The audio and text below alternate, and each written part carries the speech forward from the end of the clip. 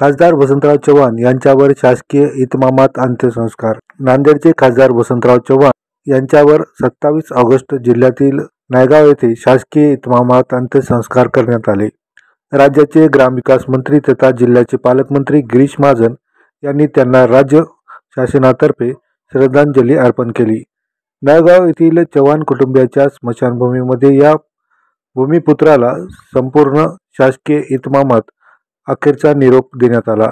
पालकमंत्री गिरीश महाजन यांनी पुष्पचक्र अर्पण केले। तसेच शासनामार्फत विशेष पोलीस महानिरीक्षक शहाजी उमाप, जिल्हाधिकारी अभिजितराव, जिल्हा परिषदेचे मुख्य कार्यकारी अधिकारी मिनल करणबाल, जिल्हा पोलीस अधीक्षक अविनाश कुमार, नांदेड महानगरपालिकेतील आयुक्त डॉक्टर महेश डोईफोडे, अतिरिक्त जिल्हाधिकारी PS बोरगावकर यांनी पुष्पचक्र अर्पण केले।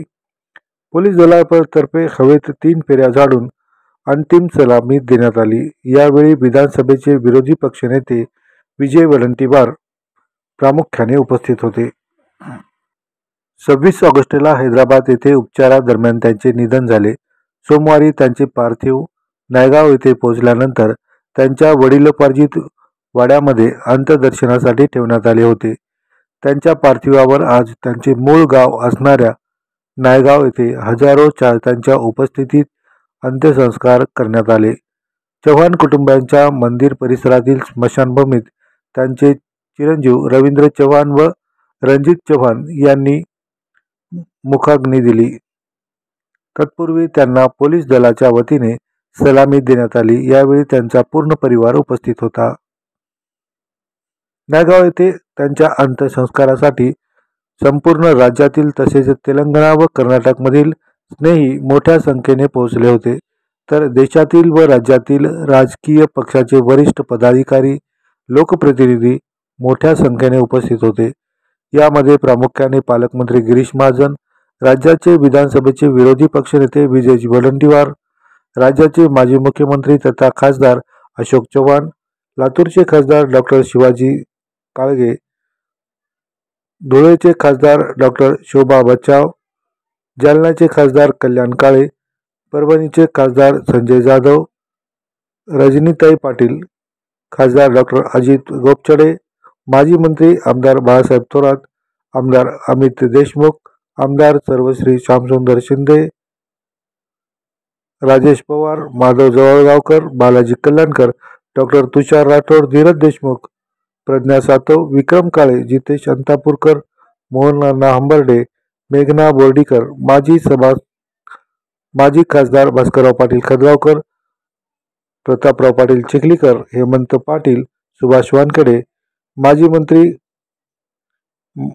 सूर्यकांता पाटील, माजी मंत्री माणिकराव ठाकरे, माजी मंत्री शिवाजीराव मोघे, माजी मंत्री कमल किशोर कदम यांच्यासह राजकीय क्षेत्रातील, सांस्कृतिक, प्रशासकीय क्षेत्रातील मान्यवरांची उपस्थिती होती। यावेळी मान्यवरांच्या उपस्थितीत श्रद्धांजली सभा पार पडली।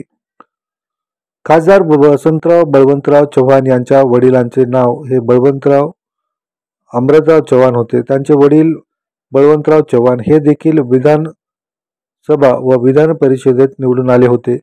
त्यांचाच राजकीय वारसा वसंतरावजीने पुढे सुरू ठेवला। वसंतरावांचा जन्म दिनांक 15 ऑगस्ट 1954 रोजी झाला। त्याचे जन्मस्थळ नांदेड जिल्ह्यातील नायगाव बाजार येथे आहे।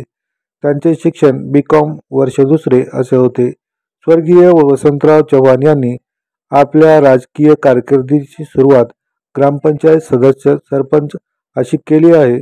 सन 1978 ते 2002 पर्यंत सलग 24 वर्षे ते नायगाव ग्रामपंचायतीचे सरपंच होते। बिलोली सरपंच संघटनेचे अध्यक्ष होते। सन 1990-95 या काळात जिल्हा परिषदेचे सदस्य नांदेड। सन 2002 मध्ये जिल्हा परिषदेचे दुसऱ्यांदा निवडून आले।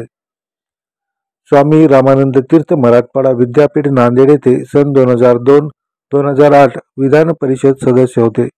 2009-2014 या काळात ते राज्याचे विधानसभा सदस्य अपक्ष निवडून आले। त्यांनी रोजगार हमी योजना महाराष्ट्र राज्य समितीचे सदस्य म्हणून पद भूषविले। संसदीय कामकाज पद्धतीचा अभ्यास करण्यासाठी त्यांना युरोपचा अभ्यास दौरा केला। पुन्हा एकदा 2014 ते 2019 या काळात काँग्रेस पक्षाने आमदार म्हणून ते निवडून आले.